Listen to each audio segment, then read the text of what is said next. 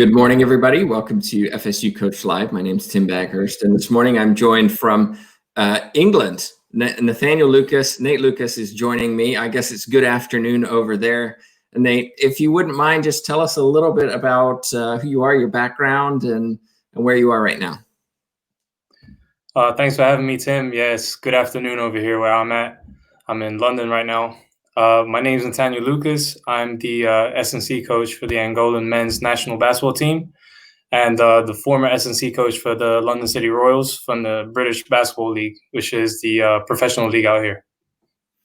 Now, when we talk about strength and conditioning for basketball, one of the questions I have is, what is the difference between strength and conditioning for basketball as opposed to other sports? And I say this because I know you've probably watched The Last Dance, as have I, with Michael Jordan.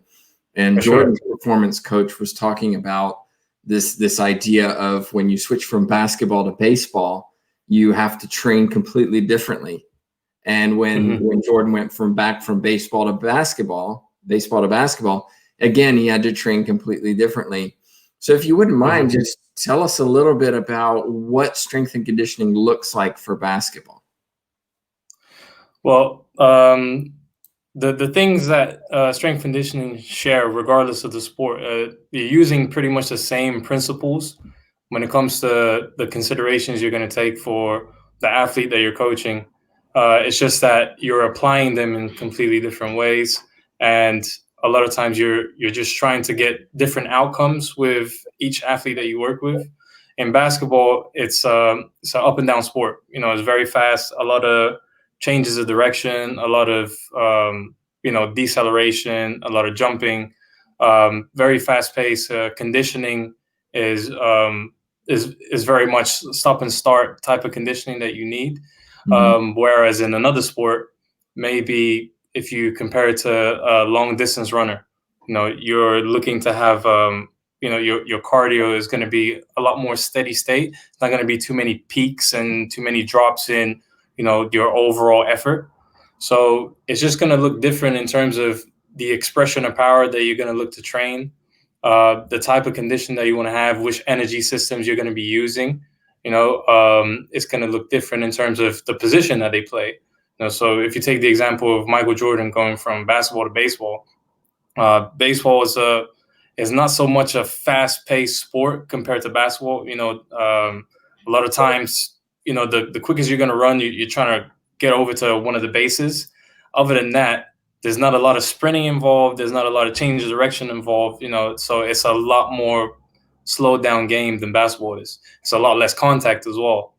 So those are some of the differences that you'll consider when you're looking at the different sports and how to train the athlete. Yeah, different positions in basketball, I imagine you have to train differently as well. Yeah, they have to have an overall base of cardiovascular fitness, right? You have to get from one side of the court to the other as quickly as possible. Yet you have a point guard who's typically has a lower center of gravity, moves very quickly, versus a center who tends to be more stationary. I'm pigeonholing players into these positions, but if you look at a team in basketball, you're going to see very, very different anthropometrics, height, weight, agility, all these things come into play. So how do you determine, when you look at different players, how do you determine what training is best for each player? Is there a specific, centers need to work on this, point guards need to work on this, forwards need to work on this, or is it a general base? Everybody works on this, and then we split up and work on smaller things individually. Well, it's important to keep in mind the context of the game as well. Basketball maybe 50 years ago looks very different from how the game is played today. Today, a lot of coaches, a lot of skills coaches, they'll talk about having a more global player. So back in the day, maybe you would have your 6 foot. So what I mean by that is, if I could give an example, back in the day, your center was, just this tree that stood in the middle of the key, just guarding the basket or, something like that. But these days, you look at someone like Giannis Antetokounmpo, who plays for the Milwaukee Bucks. He's pretty much a 7-footer, right? But he dribbles up and down the court. You know, he has the agility of a point guard. You know, he likes to extend his game out to the, you know, a little bit further out than the block, you know, than, you know, some of the players from, you know, a couple of years back. So you have players who are able to do a variety of things, and they're less position based. So they're positionless players. That's what we mean by the global player. So you have to look at players in that same way whenever you're doing anything in the weight room with them. So you do want to have a solid base for everyone. You know, everyone has to have, you know, a good level of conditioning. Everyone has to have a good level of strength, good level of ability to express force at, you know, fast rates. But then the way I look at how to specialize for that individual player, I rather go off of how they play the game more than what their position actually is. If it's a player who relies a lot on, you know, being fast on their feet, you know, uses their quickness to gain an advantage over their opponent, then I want to work with them on how to be more explosive, you know, how to express power, you know, under short bursts of speed or, you know, short periods of time. If it's a player who, you know, uses their body and their positioning a bit more, then maybe I have to work with them on, you know, gaining a little bit more armor. I'd rather use armor than hypertrophy, because armor just, you know, it makes more sense. You know, when you speak into a player, yeah, they're very, you know, basketball players are very scared to put on extra weight that they don't need, because they feel like, oh, it's going to make me slow. I'm not going to be able to move as fast. I'm not going to be as agile. So I use armor instead. And I explain to them as, you know, you like to bang in the post. So you want to make sure that you can cushion yourself and you can punish the guy that's guarding you. You know, so these are, you know, some of the different aspects and how I like to look at how to train players. Well, we're listening to Nataniel Lucas. He's a strength and conditioning coach for basketball. If you have a question for him, just put it in your chat box. And Nate, we do have a question. It's from Jim Douglas, a big fan of the show. Thanks, Jim, for your questions. Basketball uses a lot of legs. How do you condition them without overtraining and leading to fatigue? That's a great question. It depends which part of the season that you're in. So if you're in, you know, the off season, preseason, you can afford to do a lot more. You can afford to, you know, directly get at the legs a lot more than you would in season, because you have, you know, no games going on or less games happening, right? So you can prioritize a lot more work during that time and allow the body to adapt to it. And by the time you hit the season, you should be good. But in season, you know, these guys are going to be practicing a whole bunch. You know, they're going to have games, you know, back-to-back weekends and situations. So my whole thing is to, you know, look for other ways that I can maintain conditioning, right? So if I do have to work on conditioning with someone in the weight room, something like battle ropes, you know, I use those. It's a great conditioning tool, and, you know, it hits the upper body a bit more, but it's still working on some of those same systems of energy production that I would want for basketball. So a lot of interval kind of training can be done through that without stressing the lower extremities as much. And also just using the game to condition your players as well, right?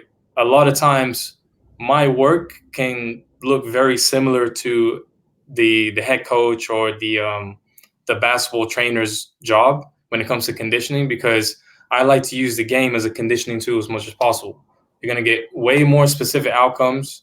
You can add factors of, you know, like what something is going to look like in the game. You just have to have cooperation with the coach and, you know, sit down with them and try to come up with situations and games together that can stress particular, you know, particular outcomes that you'd want to see and the type of conditioning that the players need to have. You're talking about this is practice, right? And developing these activities in practice. Okay. Yeah, for sure. How do you get the coach to focus on you know, training during a game setting is a little different to getting them to do it in practice. That makes more sense. Now, periodization is obviously important, and you just kind of touched on that in terms of making sure that what you do in off season is different to what you do in season. Do do you periodize your athletes to peak at a certain point in the season, or do you periodize so that they are at their best at the beginning of the season, and then you try and maintain that throughout the season? Well, it's a little bit different in basketball because it's not like you're training to have your best performance at one specific event, Okay. like an Olympic Games or some type of track meet or a powerlifting But competition or something like that. I could argue the playoffs would be a period where Right? you want Yeah, to be for at your sure. best. Yeah, for sure.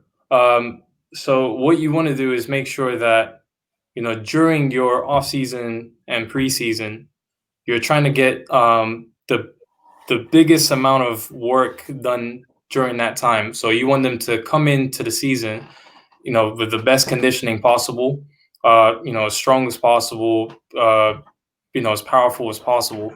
And then during the season, what you're trying to do is just maintain everything that you've worked so hard to establish during that period of time, right? So if anything, during the season, I prioritize a lot more of just injury prevention, because my priority during the season is availability. The more times the coach can have his best players available to be on the floor, then hopefully that will lead to more wins, right? So So that's my priority during the season. you're looking more at injury prevention as Yeah, opposed to improvement in power, speed, and strength, for example. yeah, and that will also depend on the usage of the player. So there's some players on the team, maybe they're not going to get as many minutes, so you can afford to do a bit more with them, and try to and prepare them and even make up for some of the loss of minutes through an activity on the floor or in the weight room.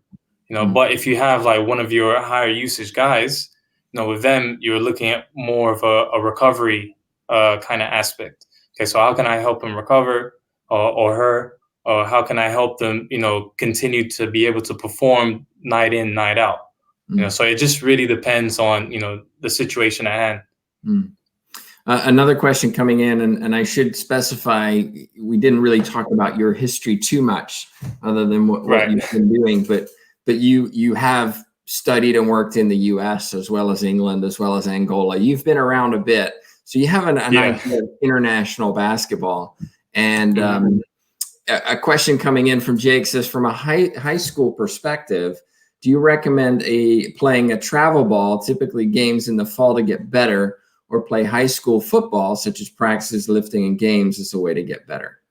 So is this as a basketball player, are you using football as a way to get better in basketball, playing a different sport, or should you be really specializing in basketball? Well, that all comes down to the age of the athlete and where they are in terms of their athletic development. If they're still in their developmental years, so maybe adolescence, just kind of the mid-teens, I would say that there's a benefit to playing another sport, because you're going to be able to widen your movement menu. You're going to be able to work on just different movement patterns, and it's just a different stimulus. It's a different motivation as well. But as soon as you start getting to the point where you're now becoming a professional player, you're getting a lot older in your career now. Now is the time to really start specializing, because the body has done all the development it needed to do, and now it's the time to really hone in on what sport it is that you're deciding to take as a career, right? Yeah, it's a great answer, and I like this idea of a movement menu. In we're seeing players in basketball do things that no players have ever been able to do athletically, where we're just seeing astounding athleticism, and a lot of this comes from their abilities to do things that weren't traditional basketball, where you just play basketball all the way through. They're developing power, strength, skills, techniques in other sports as well. I will say this, because in Angola right now, something that we need to get better at is just allowing for more opportunities to play different sports, right? I think it's very easy to see why people would think that, okay, the younger you start playing and just focusing on this sport, the better you're going to be at age X, right? But we know from a developmental standpoint, from a pedagogy standpoint, you want to expose yourself to as much movement and as much sport as possible, because you want to avoid things like overuse injuries. Mentally, you want to avoid just like burnout from just continuously playing this one sport. So you want to give yourself, just different stimuli. You want to give yourself different experiences and different patterns to work on. And then once the body has developed, like I said, that movement menu, then you just pick whichever you're more keen to follow, or whichever sport your body kind of has more of a tendency to be successful at. So if you just see that, I'm pretty strong, pretty quick, I like to be a bit more physical, maybe football's for you, right? And if not, then you have a whole other plethora of sports that you've already tried out, and you just take your pick. Plethora, that's a great word. I love it. Now, moving into great question. What you do, you've worked with a professional basketball team, you worked with an international team. How does what you do, your roles and responsibilities, differ when you work with an international team who you don't see day in, day out, month after month? Instead, it's kind of Nataniel goes out to the World Championships and you're with the team for 1 month. How does your training or your plan differ when you're working with athletes who you don't know maybe as well and you don't work with on a day-to-day basis? Well, thankfully, a lot of the guys on the national team I have had the opportunity to work with before on, just the professional level. So that helps. But in a situation where it's a brand new player you've never seen before, before we get to the testing, before we get to, assessing and all of that stuff, or maybe not before, but it's very important that you start to develop relationships as soon as you get in, because you're just a stranger to this person, right? And you shouldn't expect for them to just completely trust you now. Right. Oh yeah, sure. Just because you were selected to come and train me, now I'm just gonna listen to everything you say. Maybe in their career they've seen 10 or 15 of me. I'm just another guy, and they've already made up their mind as to what's good for their body and how they like to train. And now here I am coming with all these different things that they've never heard before. And so establish a relationship, just try to spend time with a guy or with a girl and just kind of see how they tick, and, like talk to them about their career and like, well, where were you playing? Like, where did you come from? How did your season go? Any injuries? There's so much that you can pick up just from having just a regular conversation, and it's a little bit more relaxed as well. So they'll open up to you a bit more. If it's like a screen, they will feel like, okay, I have to pass the screen. So let me just hide any injuries that I have or anything that might get me cut. So this guy can just give me the go ahead and I can just go and train. Right. So spend time getting to know the guys. And then it's very much, you just have this focus, right? By the time you get to an international competition, all of the guys that are there are the best athletes that country has produced. So in terms of their abilities, they're already at a very high level. So there's not a lot that little old me, Nate Lucas, is going to do to improve them that much more. So my focus is going to be on making sure that they get to the competition date healthy as possible, ready as possible. So strong emphasis on recovery, because maybe you have 2 months to prepare. If it were up to me, if we're talking about extremes, if someone told me, Nate, you have a month to prepare this team for this competition, what are you going to choose to do? I would say, let's just play basketball, guys. That's the most important thing. Like, you have to know your plays. You have to know what your role is on the team, more than a squat I have to teach you down in the gym or in the weight room, right? That's in an extreme circumstance. So I don't want to rob too much time. I'm going to do, just the most essential things that I need to do with a guy. So if for him, he's pretty tight in his lower body. Making sure that we do a lot of mobility work, foam rolling before he goes in and out of the court, making sure we have a routine ready for him. If another guy is just his upper body strength, just making sure, like, that's the one thing. If we don't do anything else, I'm just making sure that I do this with him, either daily or 3 times a week or whatever. It's just all about the essentials at that point, because you have such a short, window of time. And the most important thing is the sport. Okay, two questions I have from what you said, and the first one is, you talked about having a screen between you and the player, where you have to break down that's the screen of who they are and can they trust you, right? Mm-hmm. And the second one was kind of a screen of history of injuries and all these things. So my question is twofold. One, how do you get what strategies do you have to get the player to actually trust you and kind of have that relationship with you, where they can say, hey, you know what, I've got this problem, I've got this soreness, I've got this injury. And two, how do you draw the line between what you know and what you tell the coach, knowing that it might impact whether they play or not? Oh, oh, that's tough. That second one's tough. Well, okay. So the first one, the hard thing about this is that it's not an exact science, it's very hard to measure. Okay, it's very hard to give you like something concrete that's going to work every time. You have to just spend time trying to develop a relationship. But the biggest thing is just be yourself. Okay, guys and girls, they figure out very quickly if you're being authentic or not, right? So, just approaching them in an authentic way. If you're kind of like a hardline kind of coach, okay, fine, be a hardline kind of coach. Me, I'm more laid back. I like to chill. I don't use long terminology, because a lot of times I just forget the terminology myself. So a lot of times you'll catch me just sitting at the players' table.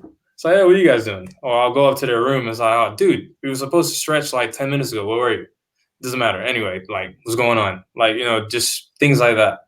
And then it's just kind of pulling them to the side and, just showing them that you're there for them.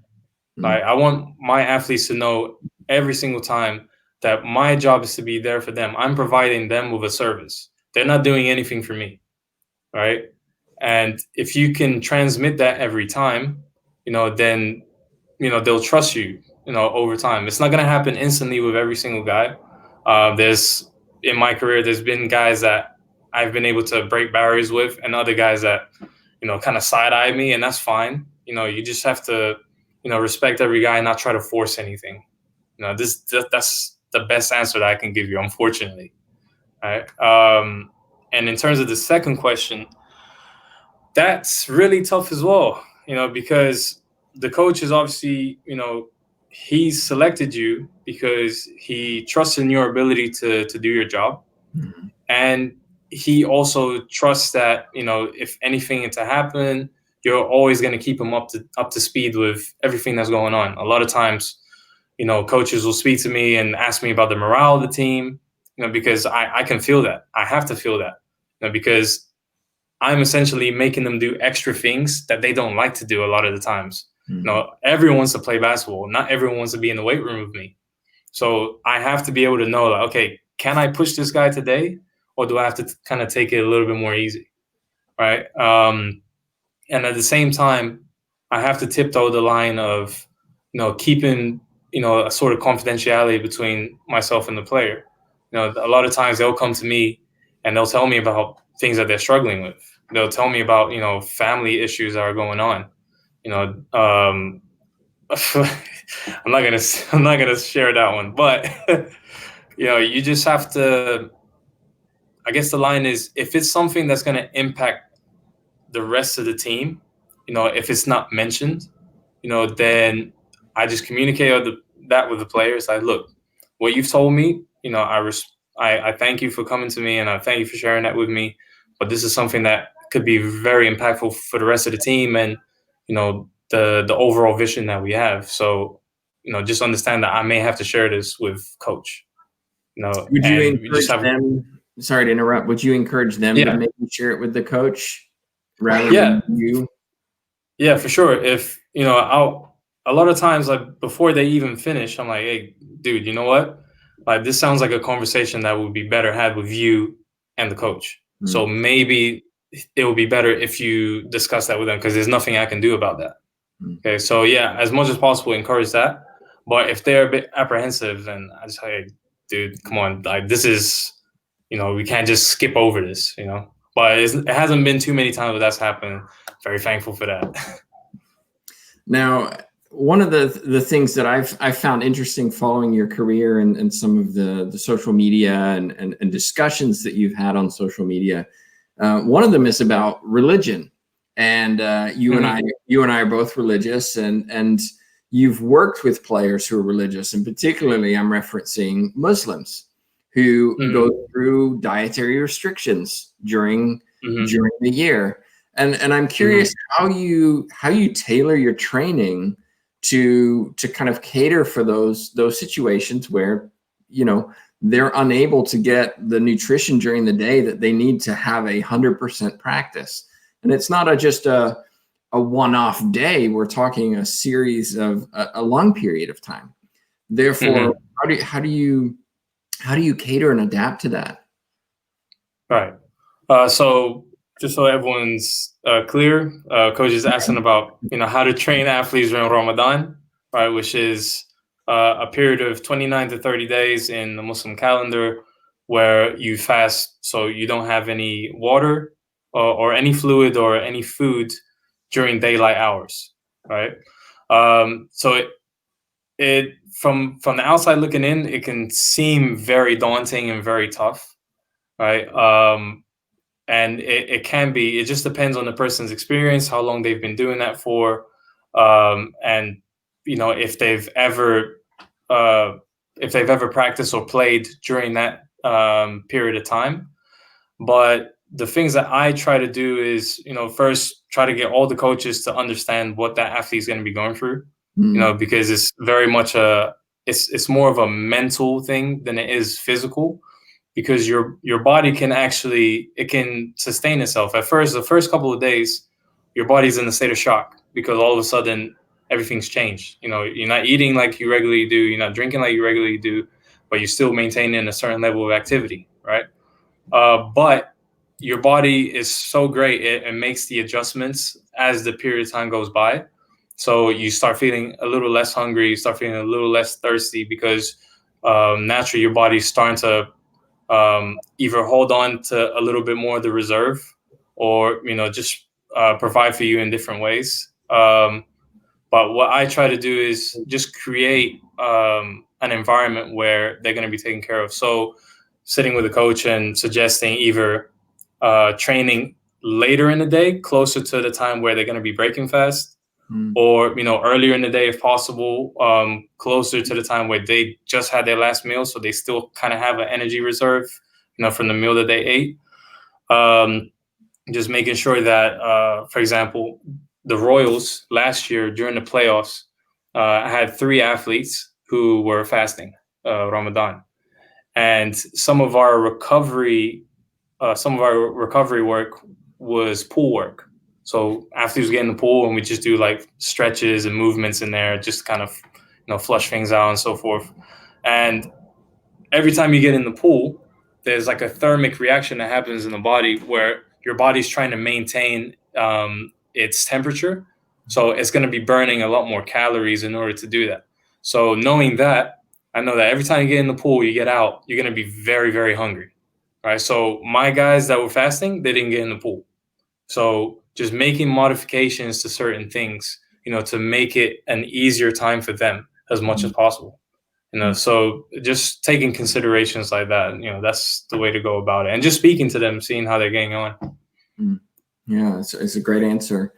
Now, one of the other questions I had was in terms of modeling as a basketball professional. And what I mean by modeling is, your reputation comes with your experience and your knowledge and training, but at the same time, you can also be judged by athletes on the way that you look, whether you can do it yourself, and so on. And when we're trying to develop that kind of rapport with the athlete where they respect you and they trust you and they believe that you know what you're talking about, wearing the jersey and having the logo is a good start, right? You're hired to do it. Yeah. You get a salary to do it.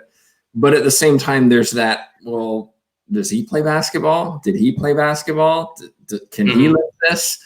Those are some of the questions that might exist. And so I'm curious how you try to model to your athletes that this is important to you and that you're trying to show them the right way to do things. Right. That's an interesting question. That's a really good question, because it's not always just the athletes that you're trying to model to. Okay. You also have to model to the coaches sometimes, especially if they don't know you. You just show up and the head coach is looking at you like, you sure you're a strength coach? It's so it's the coaches as well. And a lot of times, because you are an S&C coach, everyone is looking at you to be the example. When everyone's in the cafeteria, everyone's looking at your place like, what are you eating, huh? Like, what are you drinking? So yeah, what I try and do is, I pride myself in being able to be on the floor with my guys. So being able to do some of the drills, being able to actually come onto the floor if, like, for example, our head coach needs me to, help with a drill, then I want to be able to do that. So running around crazy, grabbing rebounds, like just pumping guys with energy, that's important to me. And that's how I kind of build my rapport with guys. So just making sure I'm fit enough to do that. I like to keep myself healthy anyway. So just having my own passion sometimes. I remember having a conversation with one of my guys from this past season. And, he's like an Olympian and, international guard and all that. And we were just talking about, mental preparation for sports. And he was talking about team sports. I was like, yeah, it's great. Like, you have to have camaraderie and all this. But for me, I like Olympic weightlifting. It's very much an individual sport. It's just you and the bar, right?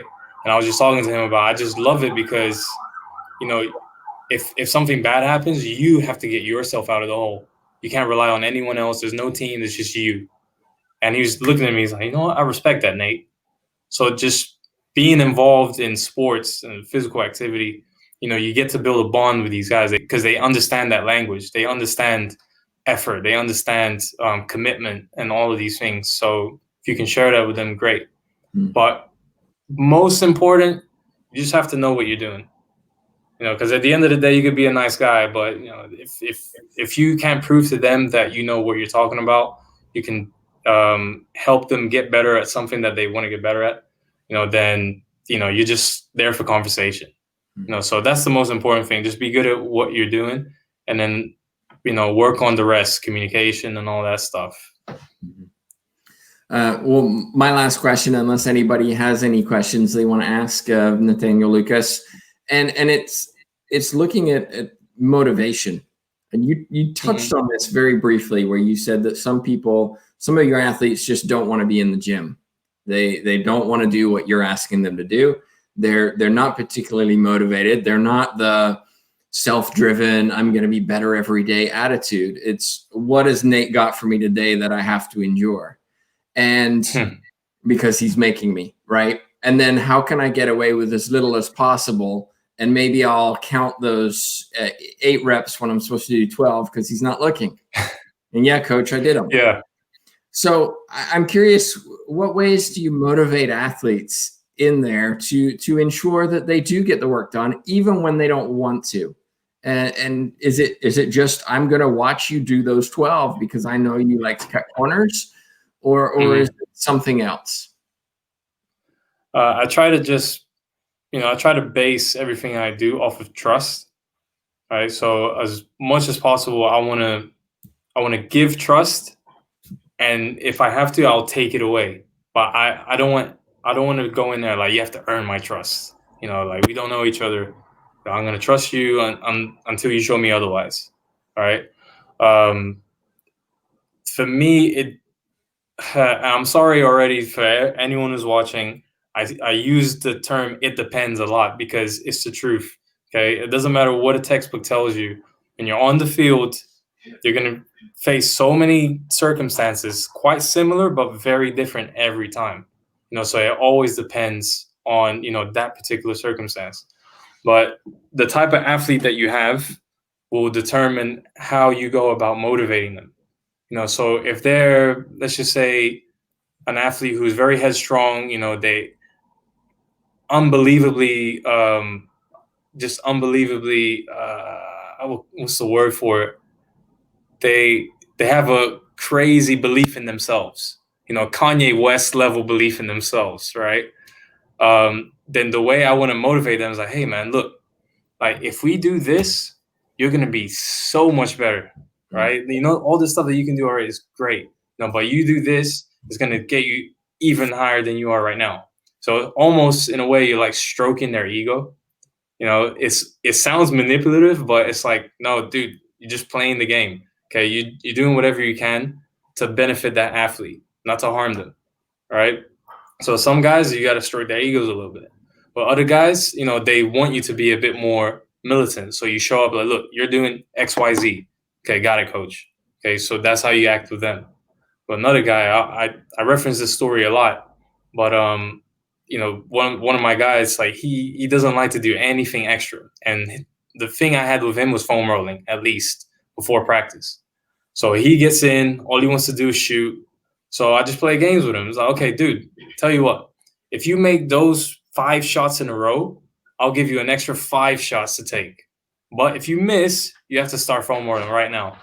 So now it's like, okay, I can get with that. So it's a challenge for him, but he knows if he loses, now he has to do what I want him to do. So it's just kind of figuring out a guy and what makes him tick and what buttons you can push. That's what it is for me.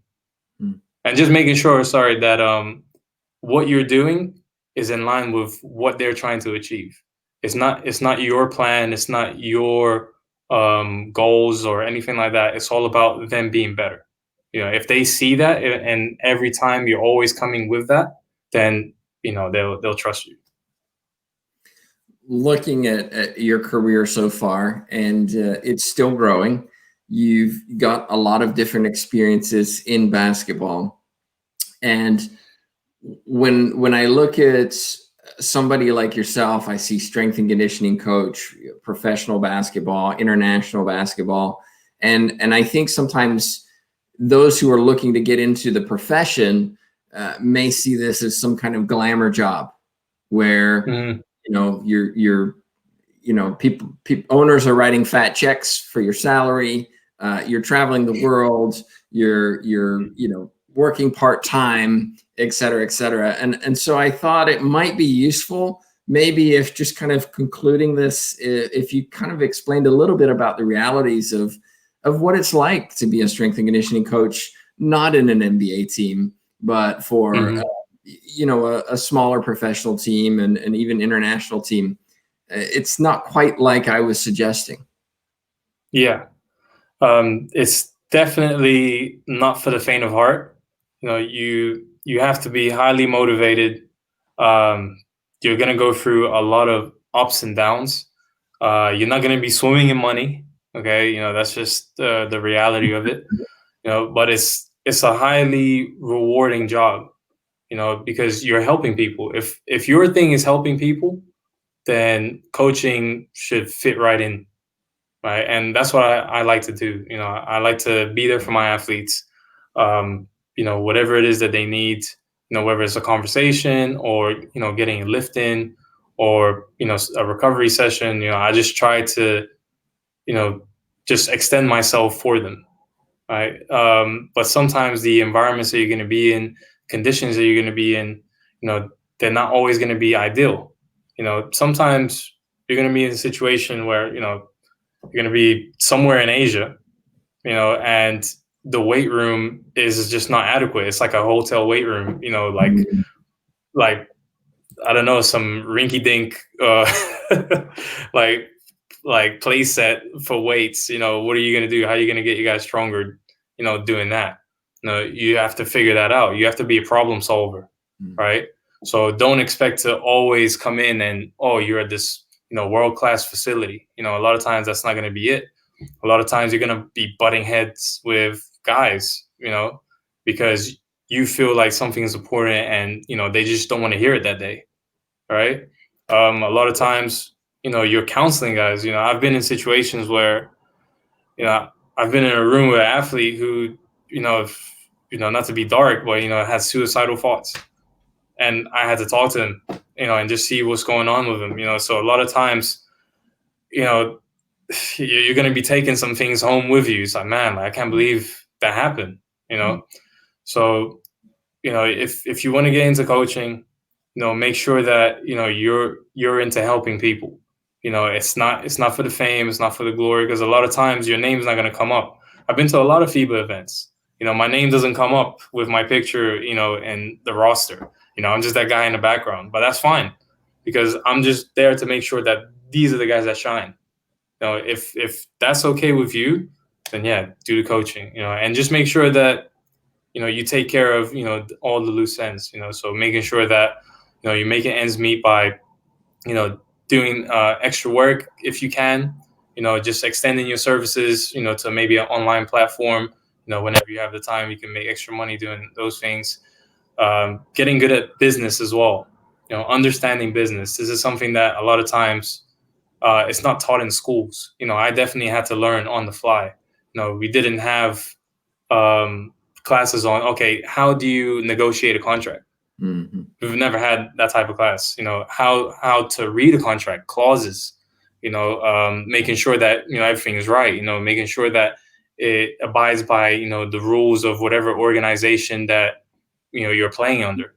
All of these things are very important as well. Well, I appreciate your honesty and just being willing to open up and share a little bit about what that's like. If somebody does want to get in touch with you, maybe has a question or wants to follow you on social media, what's the best way for them to do that? You can follow me on my Instagram or Twitter, Coach David Lucas. It's just the same on both.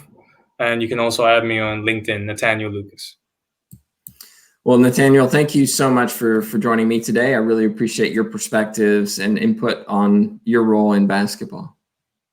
Thank you very much, Tim. Glad to be here. Well, just a reminder, if you join us on Thursday, we have Tuesday. I forget what day it is. Oh dear. It's one of those weeks. But Christine Bolger is joining us next week on Tuesday, June 16th at 11 a.m. Eastern. She's the Associate Director of Coaching Education for the USOPC, United States Paralympic Committee. So I'm going to be very interested to learn about the coaching education that they provide to Olympic coaches and national team sports and so on. So I hope you join me for that. That's next Tuesday on June 16th at 11 a.m. But on behalf of myself, Tim Baghurst and Nate Lucas, thank you so much for watching.